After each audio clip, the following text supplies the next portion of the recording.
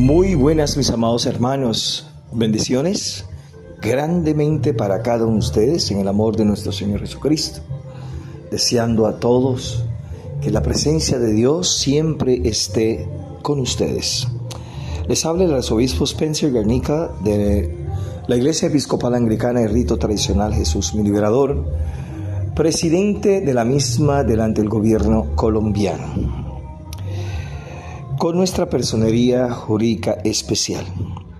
Amados hermanos, en este momento quiero presentar el Evangelio según San Lucas, del cual tomaré hoy mi reflexión, basándome en el capítulo 24, verso 28 al 35.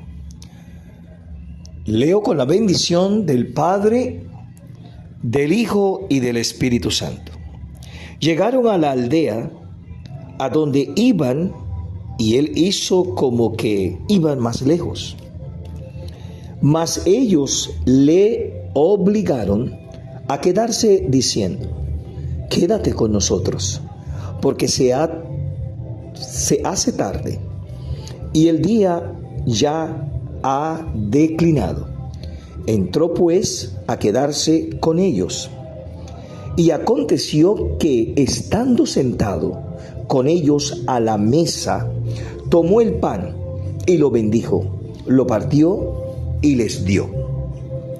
Entonces les fueron abiertos los ojos y le reconocieron, mas él se desapareció de su vista. Y se decían el uno al otro: ¿no ardía nuestro corazón en nosotros mientras nos hablaba en el camino y cuando nos abría las Escrituras? Y levantándose en la misma hora, volvieron a Jerusalén y hallaron a los 11 reunidos y a los que estaban con ellos, que decían: ha resucitado el Señor verdaderamente y ha aparecido a Simón. Verso 35. Entonces ellos contaban las cosas que les había acontecido en el camino y cómo le habían reconocido al partir el pan. Palabra de Dios. Amado Dios y Padre Celestial, te alabamos y te bendecimos y te damos gracias por este momento en que vamos a compartir esta reflexión con tus hijos. Amén. Hoy, más bien esto es un sermón, pero voy a tratar de acortar este tema de hoy: un corazón ardiente. Un corazón ardiente, nuestro tema de hoy. Es un tema que quiero llegar porque es una educación, es una forma de ver la educación cristiana, es revelar la presencia del Señor resucitado medio nuestro y capacitarnos para compartir su presencia con los demás. Por eso, mi propósito es invitar a través de esta reflexión a la iglesia a reflexionar sobre la importancia de su ministerio educativo. Bendito sea el Señor. Amados hermanos, los versículos que acabamos de leer pertenecen a la hermosa historia de los caminantes de Emaús. En esta hora quisiera compartir con ustedes esa historia, esperando encontrar en ella algunas ideas que nos ayuden a comprender el propósito y la importancia de la educación cristiana en la iglesia local. Ahora, voy a dividir esto en dos partes, posiblemente más. Vamos a ver. Primero, hablemos sobre la historia de los caminantes de Emaús. Al acercarnos al domingo que siguió a la muerte de Jesús, ustedes los estudiados saben a lo que me refiero, nos acercamos a un día de tristeza y de fracaso tal vez. Ese primer día de la semana, cuando el pueblo volvió a su rutina, después del descanso sabático, estaba pintado de derrota y desesperanza. En el mismo capítulo 24, verso 1, puedes leerlo. Ahora, ¿por qué? Encontramos que Jesús había muerto. Encontramos que los discípulos estaban escondidos.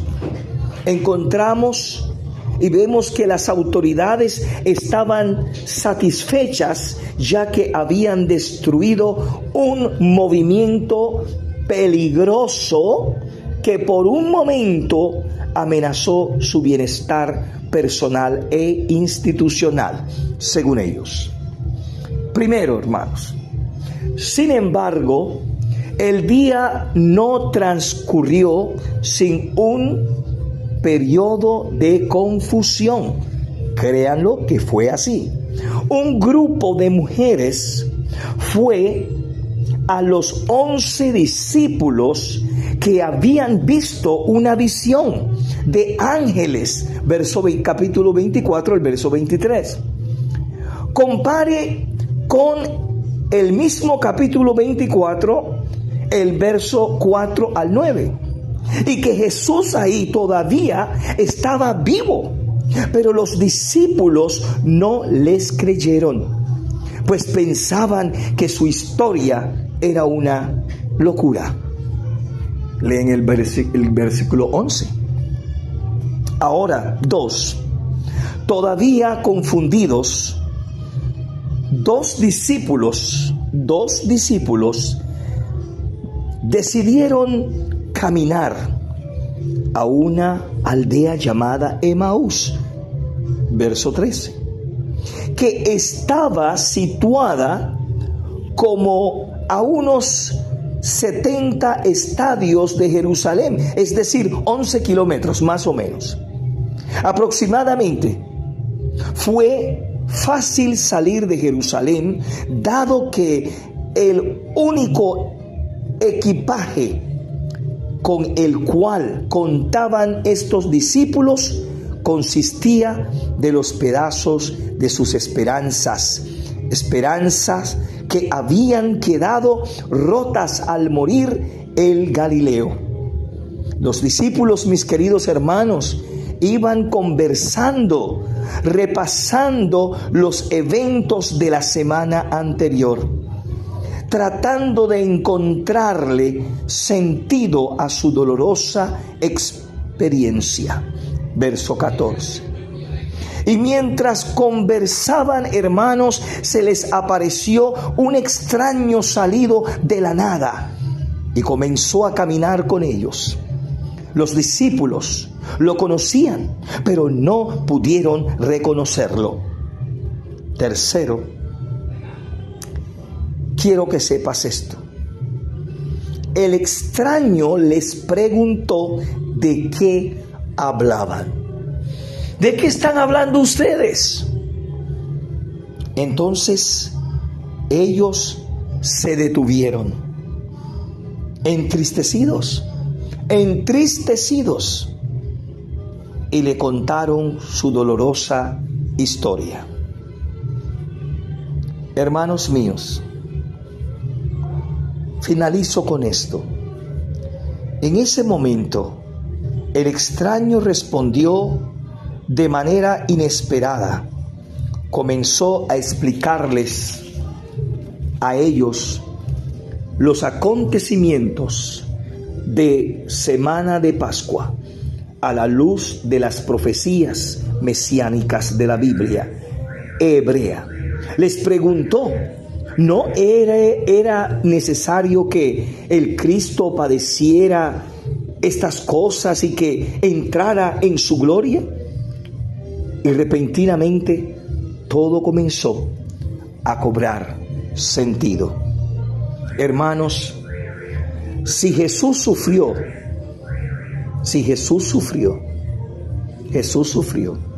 pero su dolor no fue en vano. Sí, Jesús fue asesinado, pero su muerte tiene sentido. Alabado sea Dios. Finalmente, mis queridos hermanos, Jesús desapareció, pero eso no desanimó a los discípulos. Ellos tenían nueva esperanza, nueva vida, y de nuevo tenían fe. Ahora tenían una nueva forma de entender la cruz. Ahora sentían un corazón que ardía por el nuevo entendimiento que había recibido. Entonces, levantándose en la misma hora, volvieron, dice la Biblia, a Jerusalén, según el verso 33, para compartir su nuevo entendimiento con los demás discípulos. De este modo, mis queridos hermanos, los sueños rotos de sus compañeros podrían ser restaurados en el nombre del Señor. Yo quisiera que tú restaures hoy tus sueños. Restáurelo y recuerda, Jesús está con nosotros. Que el Señor te bendiga grandemente. Gracias, Señor. Gracias, Jesús, por tu misericordia. Oh, bendito eres, Señor. Gracias por escucharme, Señor.